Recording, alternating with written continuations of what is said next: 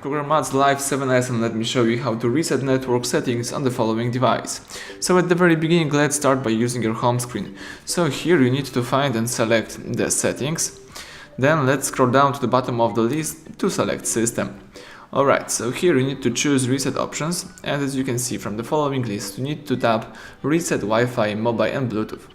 And this will reset all network settings including Wi-Fi, mobile data and Bluetooth. If you are aware of this, let's tap reset settings, and to begin the whole operation and to accomplish the reset network settings, let's choose reset settings again.